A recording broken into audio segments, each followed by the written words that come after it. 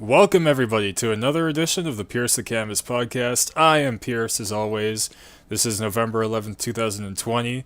Of course, we have another Wednesday night edition of Dynamite, and this was a pretty damn good show all around, I gotta say. Pretty much from start to finish. I loved it. We had some surprisingly great matches. We had a huge return, and we had some really bizarre stuff happen that we're gonna get into. Just to go talk about a few of the key things happening on the show, we had Rey Fenix versus Penta, El Zero Miedo for the main event, Nightmare Family versus Butcher and Blade in a bunkhouse match, which I've never seen a bunkhouse match, so today was the day that I found out what that is. The next kind of big thing scheduled for today is MJF's Inner Circle induction. So I'll be getting into all of that. First thing I noticed at the start of the show is that there's a new intro to Dynamite. They kind of changed their aesthetic a little bit. Like, I think their match card designs are slightly different. The intro is completely different. The music is the same, maybe somewhat remixed. But yeah, so a little fresh feel going into the show today. I guess it's Veterans Day. That's not a Canadian. I'm Canada. That's not a Canadian holiday, so I guess it's like a states thing.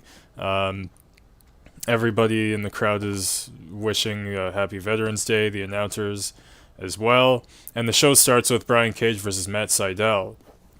Before the match, of course, Taz has some things to say. Says we're about to witness the FTW World Champion wrestle. He points to Darby Allin at the rafters, who's watching on in the same place he was watching before he won the title. Warns him not to get down from there, or Team Taz will go after him. And says to also relay that message to Cody. Like, don't let him come out here either. We're going to beat the crap out of Cody as well.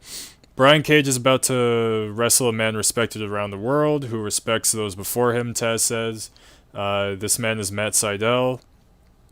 I think he said that Matt Sydal and Brian Cage are both tenacious and have victories over megastars. Or sorry, no, he said Matt Sydal and Darby Allin are both tenacious and have victories over megastars. I may have misheard this. I'm not even sure, but I think he said Matt Sydal once beat Chris Jericho. He mentioned something about Matt Sydal and Jericho, but then he was like, and Darby Allin beat Cody Rhodes. So who knows? Maybe Sydal or Evan Bourne beat Chris Jericho in like WWE before. Anyway, so the match starts and Cage is throwing around Sydal and like crushing him. Taz is on commentary and he's just pretty much talking about like how entitled the guy Cody is. You know, he calls himself the Prince of Pro Wrestling. You know, he comes out, he's one of the EVPs. He comes out with his belt, always throwing it in the crowd and everything, whatever. Cage got a huge clothesline on Sydal early in the match. Sydal caught Cage off the ropes where Cage was going for a springboard like Rana, I think. And Sydal caught Brian Cage midair and powerbombed him. So that was crazy. You would think it's the complete opposite. Cage catching Sydal going for a Rana. Sydal went to the top and got a Meteora on the ramp to Brian Cage. Cage at one point dodged another dive attempt from Sydal. Cage got a massive clothesline, picks Sydal back up. He reverses into a quick Rana pin attempt for a near fall. Sydal went up top. Cage caught Sydal midair for the drill claw for the win. So after the match, Ricky Starks comes into the ring and he tells us that he's going after the TNT title. Says he promises on someone's life it will happen. I think he was like, I promise on Anita's life. Or I think the name was Anita. I don't know what the hell he's talking about. But he promised on somebody's life that it's going to happen. So that person better hope that he's right. Says the revolution will be televised. And so next up is Cody Rhodes promo segment. This was the bizarre thing I was talking about. So first thing I noticed, Cody Rhodes again. He's coming out to like address his future. He just lost the TNT title on Saturday. I don't think he's going for a rematch right away, so he's just coming out to address his future. And as I was saying, I noticed that the crowd was like equally booing and cheering him. It was weird. Maybe they're booing something else. I don't know, but there was equal boos and cheers going on when Cody got to the ring.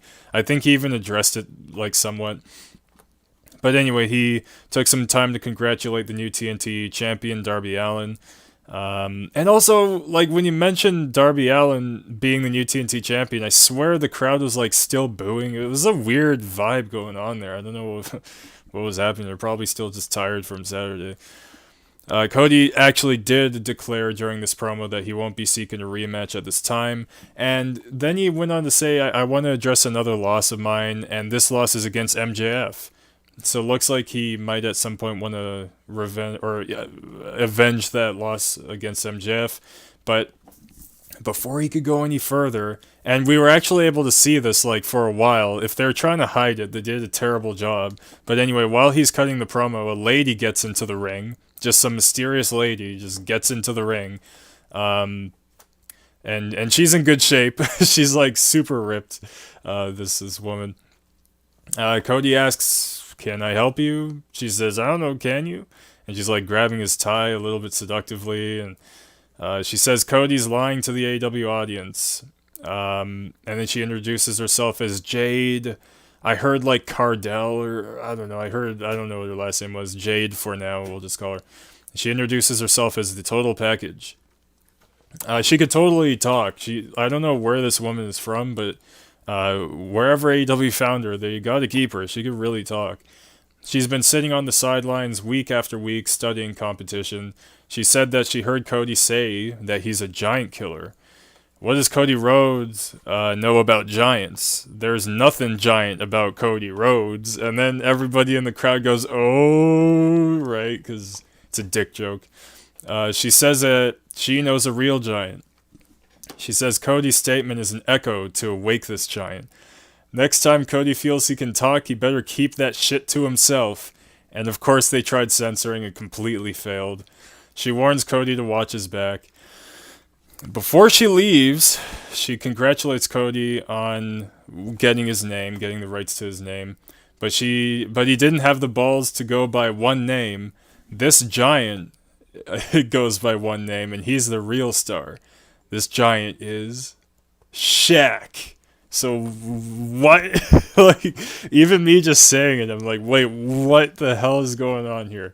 So I guess a number of months back, Shaq was putting over AEW, and he mentioned that he wanted to one day face Cody Rhodes in the ring.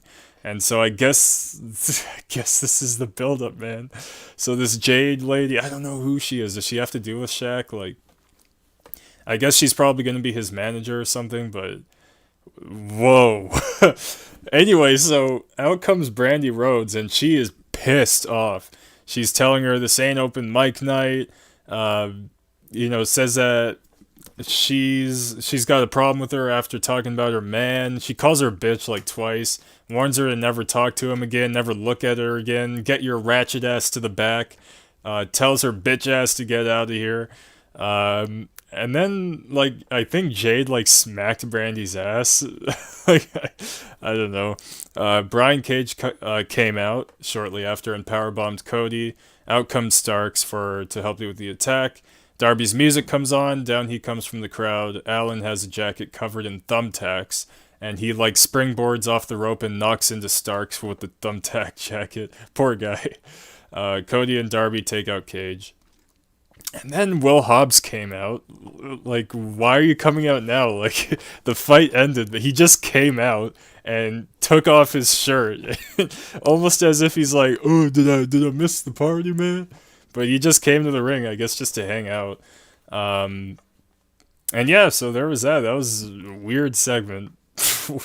We'll see what it leads to, man. I'm really looking forward to it. So throughout the night, we saw like highlights from a bunch of stuff that we saw on Saturday's Full Gear. After this segment, we saw highlights of Kenny Omega versus Adam Page. And then we cut to Alex Marvez with John Moxley. Alex says Kenny is a new number one contender. John says that he was in more pain than ever on Saturday, but he could not say I quit. He says at first being AEW champion wasn't actually that important to him, but he's grown up, like since becoming the champion, he's grown up as a champion, and he realized on Saturday that the championship represents all those out there who are, like I think he said basically, who are struggling, any kids who might be getting bullied and going through hard times and stuff like that. John says that he beat Kenny once, and he says that getting it done twice is going to take someone real special. But John says that he is that special person. John says that one day he might, someone might shut his life up. That might be Kenny, but John wishes him luck. And big announcement, we officially have a date for this match. It will be December 2nd. So I think that's, let's take a look. That's 3 Dynamites from now, so about 3 weeks, and we're going to see probably the biggest match in the history of the show. Next up, we had the bunkhouse match. Dustin Rhodes and QT Marshall versus the Butcher and the Blade. They had the bunny with them. So this match was fucking crazy. I was not expecting half of what we got. So Butcher enters with a kendo stick, Blade has a chair, and QT and Dustin come out, and everybody's dressed for like a street fight. So I'm like, okay, I guess it's like a street fight kind of thing going. Basically, I guess what a bunkhouse match is a street fight. Just it's dressed up like a bunkhouse, like a barn, basically. So there's hay everywhere. They got like, I don't know. They got like, I think they had like, was there a red carpet, or was that just for the Inner Circle segment? I don't remember. I feel like during the whole show there's a red carpet around the ring, now that I think about it. But anyway, yeah, so I guess the bunkhouse match, they kind of just dress it up to make it look like it's a barn kind of setting, whatever. It's street fight rules, so that's what it is. And I think it's in-ring pin and submission. It's not false count anywhere. The fight begins before the bell even rings. Butcher and Dustin are ringside. Blade and QT fight in ring. Butcher sets up a chair, goes for a powerbomb onto the chair, tries powerbombing Dustin onto the chair. Dustin reverses into his final reckoning to Butcher onto the chair, which is basically like a lifted, kind of like a Crossroads kind of thing. You've seen them do it before if you've watched enough Dustin matches. QT and Dustin set up a table. QT turns around and eats a guitar from the Blade. Like, Blade wailed this guy in the face with this guitar, man. Dustin got a bull rope from under the ring, gets in the ring and corners the Blade, kind of wraps it around his neck. Butcher crossbodies Dustin with the chair, so Butcher has a chair and he like jumps onto Dustin, I guess, with the chair.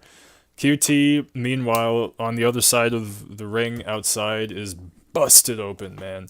And who could be surprised? Like I said, the Blade wailed him with a guitar, but he's busted open, like he's bleeding out. The bunny handcuffs Dustin to the corner, and for like a while she was really struggling to get the handcuffs on.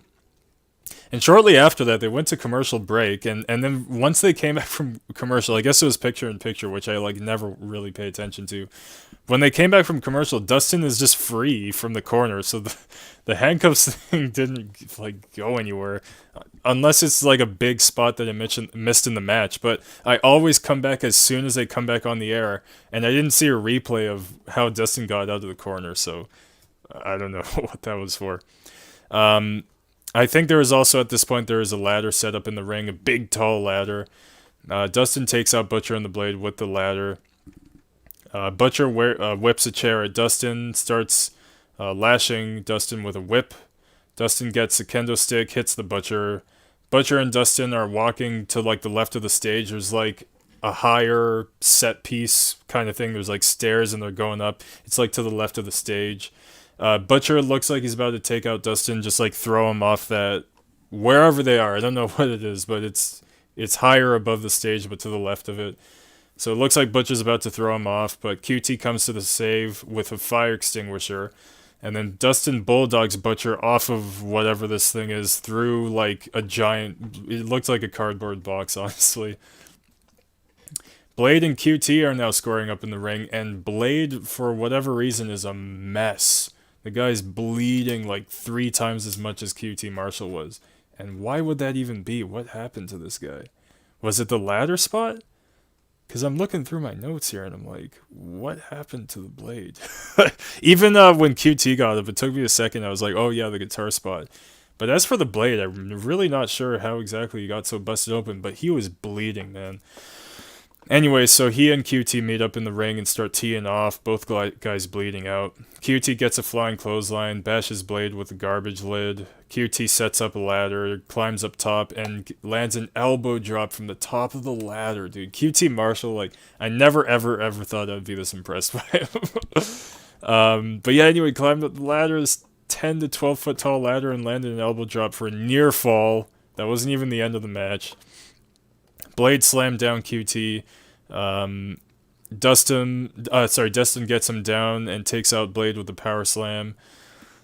Botches a destroyer. He really botched it. So he was supposed to do a destroyer and then a pin, but he botched the destroyer, and I think he didn't even want to bother going for the pin. He knew he botched it.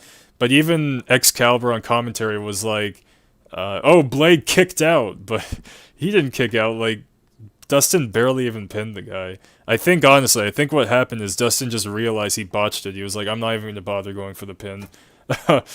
Bunny sets up another chair in the ring. So now there's 2 set up.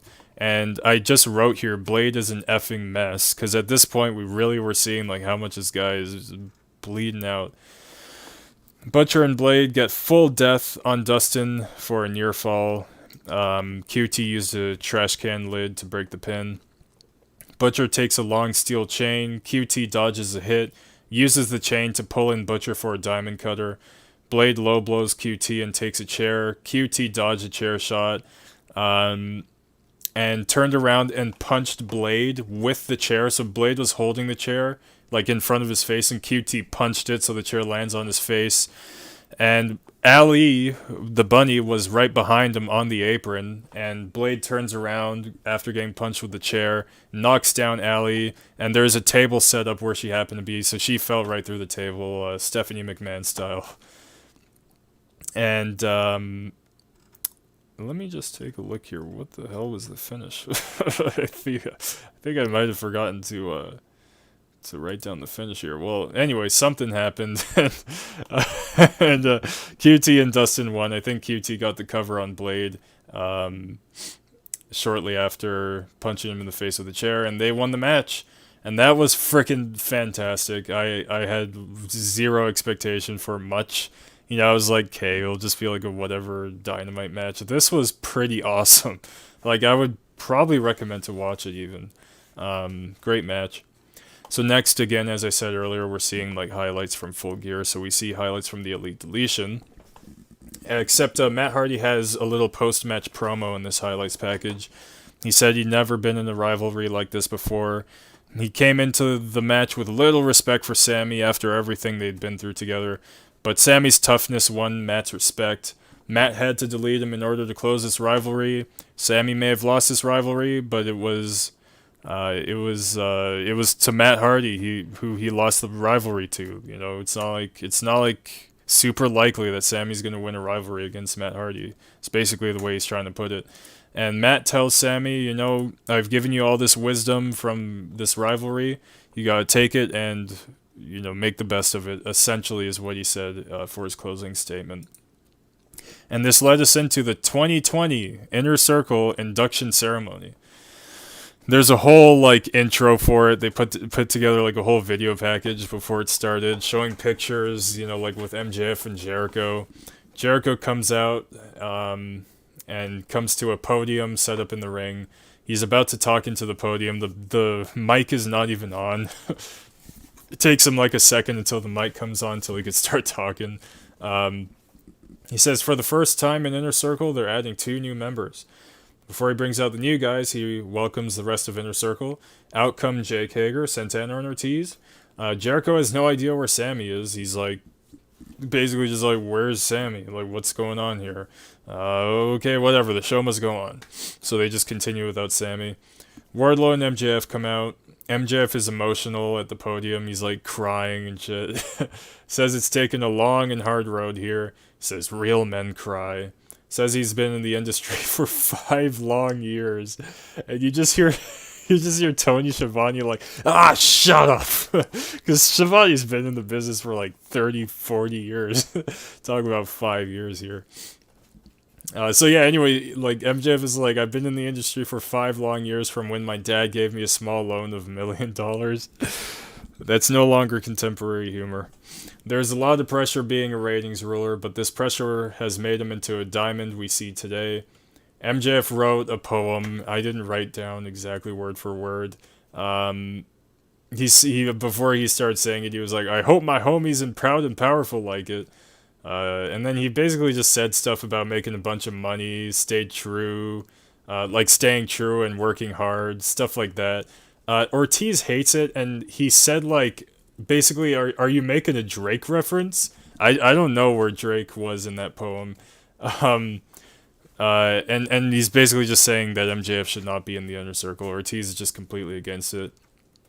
Jericho says that that he understands some of them don't want MJF.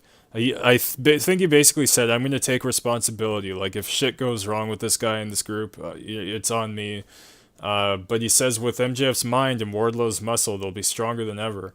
Jericho tells Ortiz that they will make it work. But when he said that to Ortiz, he said it in a very authoritative way. Like, so he was really putting Ortiz in line, like telling him, I don't even think he said they will make it work. He's like, you will make it work. So it's like, oof, we're getting a corrupt leader now, man. Who knows what the future of Inner Circle holds. And then MJF is like, oh, I don't really know Drake, but I started from the bottom and now I'm here. Whatever. And he says, we're not just celebrating this Inner Circle induction, we're also celebrating Chris Jericho's birthday. And music comes on and like balloons and confetti are exploding everywhere. And then MJF says, I have one final announcement. Next week, we're going to Vegas. And then everybody starts singing happy birthday. And Hager this whole time is having the time of his life. He's just like so happy the whole time. Yeah, so he starts giving out tickets to all the Inner Circle members. They're all going to Las Vegas next week. So we'll see what happens. I'm really excited. I kind of hope it's not going to be as crazy as the Dinner Debonair. I don't really need that again, but I'm sure they'll make it. I'm sure they'll make it hilarious and make it a lot of fun. So next up, more highlights from Full Gear. This time it's Young Bucks versus FTR. And during the highlights, there's all kinds of quotes from different publications like Busted Open Radio, Sports Illustrated, Wrestling Observer Radio, other publications as well.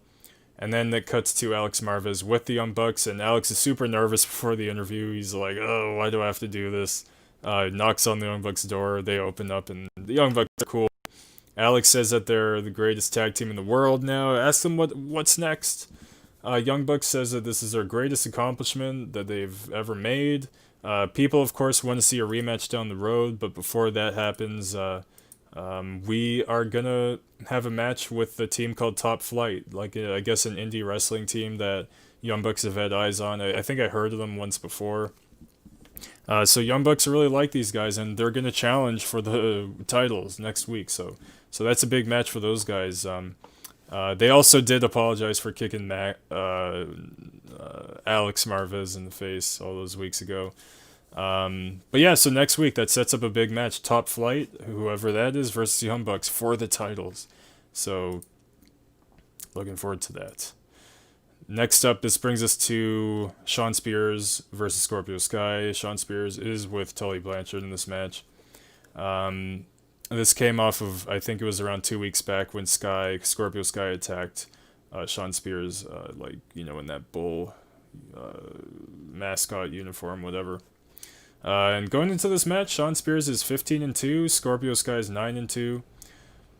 Match starts, Scorpio gets to the top rope, and Shawn quickly gets up and throws Scorpio off the top rope down to the ring mat. Later into the match, Scorpio got his cutter for a near fall. Scorpio, at one point, there's the steel stairs. I don't even know when they set it up, but they were like right outside of the ring, like not set up in the corner like they usually are. They're just set up like right outside the ring. Scorpio leaped off the stairs to do like a dive kind of move onto Spears, but Spears super kicked the hell out of him, kicked his head off, and then picked him up and dropped him on his back on the stairs. Pretty brutal stuff.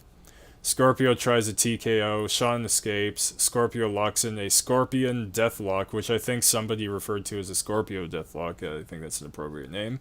Ended in a rope break. Tully slipped in a steel slug. Spears attached it to his glove, the glove that he was gifted from Tully all those months ago, and took out Sky for the win. So there's that. I don't know what's coming up after this. I don't even care. Next we see Dasha, who's supposed to... This was like kind of weird. I don't even know if this was scripted into the show or if, like what happened. Anyway, so the announcers are basically like, oh, so we hear Dasha's with Kenny Omega in the back. So it cuts to Dasha, and Dasha's like, I don't know where Kenny is. She's like, yeah, he's supposed to be here for this interview. I just don't know where he is. So first thing that comes to my mind is like, oh, okay, they're shooting an angle here, so something's about maybe Kenny's getting beat up somewhere. But then they just... Like, they cut back into the arena for like a few seconds, and then JR is like, oh, apparently Marvez is with Kenny, and then they cut to Marvez, and then the interview just happens. So I don't know, did he like really like forget that he had an interview with Dasha or something? I don't know like what happened there, but anyway, the interview happened with Marvez instead. Marvez says Moxley's next title defense will be against him. Kenny says John holds something that he wants. To hold the title would be to take back what John took from him, which is being on the cover of all the magazines, being the best in the world. Everybody's always asking what happened to the old Kenny the Cleaner, the 7-star match Kenny. Kenny says, he never went anywhere. It's just that now it's time for him to do what he has to do. Kenny has failed to face John... or I guess the other way around, John has failed to face Kenny in a real match. Obviously, John is 1-0, but that's in the lights-out crazy match. Kenny says he's not going to be able to have that type of match again, and he's not going to be able to beat him in just a normal one-on-one fight. So, yeah, I'm really looking forward to that, and I still don't really get that, like, what happened with Dasha. Dasha's like, I don't know where Kenny Omega is. Poor Dasha. But anyway, the interview still happened. And this leads us to Tay Conchi versus Red Velvet. Tay Conchi is with Anna Jay for this match. Red Velvet's with Brandy Rhodes. And the match starts with quick arm drags and pin attempts. Conchi's MMA accolades were listed by Jim Ross on commentary. And Jim Ross mentioned that that he had called one of her matches before. The only place I could imagine that would have been is the Mae Young Classic, I would think. Yeah, because I'm not sure where else he would have called a Tay Conchi match. Tay starts throwing Red Velvet around like judo style, gets kicks in, and got a near fall around that time. Velvet got Conchi onto the ropes, got double knees onto her back, and got a stunner for a near fall. At one point, they both roundhouse kick each other down. Anna Jay snuck a chair in for Conchi, but she refused to take it and kicked the chair out of the ring, refuses to cheat. Red Velvet gets a leg lariat for a near fall. Red Velvet went for a side, I think a kick to the side of Conchi's head. Conchi moved out of the way. I think she moved out of the way, that is. It actually kind of looked like that kick landed, but she was supposed to have moved out of the way. Conchi kicks Velvet in the face. Gets this, like, crazy knee finisher. Like, it's kind of like that, Cash Wheeler move that I don't know what it's called, where you basically wear your opponent like a backpack, right? So their legs are attached to your legs and the arms are attached to your arms and they're like behind you. And then, so Tay Conchi rips them from her back and knees them in the face. Like, really cool move. I think, Excalibur knows every move in the book. He mentioned it. I didn't catch what the name of the move was. Anna Jay comes into the ring with Conchi to celebrate the win. She looks a little disappointed that she didn't take the chair, but they hug it out. Everything's cool. We got a lot of Alex Marvez on the show. Here he is again with Chris Jericho. Inner Circle are going to Vegas next week, first class. All on MJF. MJF is covering all the expenses. So Sammy comes out. Sammy Guevara comes out finally, and he's like, "Dude, I was at the beach," and MJF is like, what were you doing at the beach?" And Sammy's like, "You sent me an email telling me to meet for this event at the beach." And then MJF is like, "Listen, I sent you a second email correcting, telling you to come to the arena." Sammy's like, "I only got one email." MJF is like, "All right, sorry about," or whatever. I don't know if he apologized, but anyway, he proceeded to give Sammy a ticket for Vegas as well. But Sammy doesn't seem to be too grateful about it. He's still pretty pissed off. He's like, "You only sent me one email, man." So I guess that's where Sammy was. He was all alone at the beach while uh, the 2020 induction was happening. The 2020 Inner Circle induction. So we see the incident between Kip Sabian and Orange Cassidy from Full Gear, the backstage segment when Kip like slapped Orange, and Orange after Orange had apologized. We'll see them face off next week. Other things that we will be seeing is Cody and Darby versus Team Taz. That would be Ricky Starks and Brian Cage. Young Bucks versus Top Flight, as well as Inner Circle Slays Las Vegas. So Eddie Kingston comes out for a promo, stopping the fans from cheering his name. Like, "I know my name. I don't need to hear you cheer it." At Full Gear, he says our world champion made him say, "I quit." Unlike us, who will always quit, Kingston won't stop his journey to becoming world champion, and then introduces the upcoming match, Penta versus Phoenix, and Eddie tells us, "You're welcome." So I heard a lot of rumors that after Full Gear, Eddie was going to go like full babyface. This obviously tells us that that's not happening, the way he was to the fans and everything. So yes, here we are, Rey Fenix versus Penta El Zero Miedo in our main event. Of course, the match starts and they're going 1,000 miles an hour, super kicking each other, getting all these near falls. Penta locks a standing cloverleaf before tearing Rey's mask. Just starts tearing it up. I never thought I would see like two luchador guys going after each other's masks. Apparently, this would have been a disqualification in Mexico too, mentioned by one of the announcers, I think Excalibur. And Excalibur's like, why would they be doing this? Asking Eddie, because Eddie is on commentary, asking him like, what did you do to these guys to get them so riled up, man? And Eddie was basically just like, you just gotta know how to be a leader. Phoenix got a springboard Rana from the ramp into the ring, got a great cutter for a near fall. Phoenix is now ripping Penta's mask, and he got a whole lot more of it off. Like, Penta got just enough so you could see, like, the top of Penta's head. And honestly, like, with Penta, there's a lot more to see. With Rey, he's just a bald dude. Penta, like, has a whole head of hair, and so we got to see a lot more with Rey ripping Penta's mask. And this whole match, like the entire match, Tony Schiavone's going off about how Eddie Kingston has ruined the Lucha Bros. The Lucha Bros were so equanimous, before you got involved with them. Now they're fighting every week. Like, what's going on? What do you do, Eddie? And Eddie's flipping out. "I did nothing, Schiavone." So both guys are teeing off. Penta got a crazy spiked DDT for a near fall. Spiked DDT like I never even seen, and that I barely care to even describe because it would be hard to. Phoenix got a crazy tornado, like tope, and he runs out of the ring and leaps out and just spins like 5 times. Crazy. Phoenix lands a leaping swanton for a near fall from the top rope. Also, Eddie Kingston name dropped Tracy Smothers here, recently passed, because he had trained Eddie Kingston. I don't remember what exactly the context was, but yeah, he had credited Tracy Smothers as his trainer. Penta got a super kick to Phoenix on the apron before landing a package pile driver, and Eddie was like really selling it, like super worried, like, "Dude, stop beating up my best friend, man." Penta landed a destroyer ringside, threw Phoenix back in the ring, and got another package pile driver for the win. So yeah, Penta won pretty decisively. Like, he kind of dominated Rey Fenix. So Eddie gets in the ring and mocks the fans, this is awesome, fight forever, yeah, your stupid chants.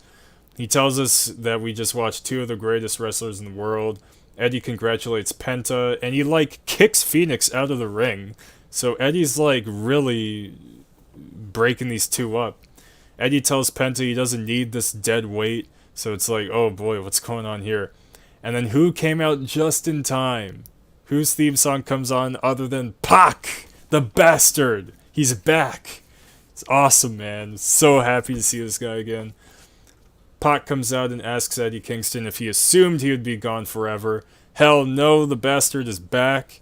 Pac gets into the ring to confront Kingston, and officials flood into the ring to stop them from getting nasty. And the announcers officially announced that we'll be seeing Pac versus The Blade next week. The Blade, of course, is a part of the Eddie Kingston faction. So this is the beginning of an awesome program that I'm really excited for, Pac versus Eddie Kingston. We'll see how it unfolds over the next several weeks. Next week is also looking like a great show, again, with the tag team titles on the line.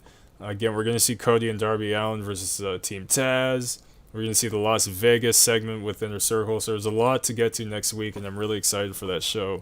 And as always, I'm super grateful, you guys, whoever watched this, that you chose me to watch your AEW coverage for this week. That's it for this week here. That's all until next Wednesday. We'll be back. Thank you as always. This is Pierce signing out from Pierce the Canvas. Enjoy the rest of your week.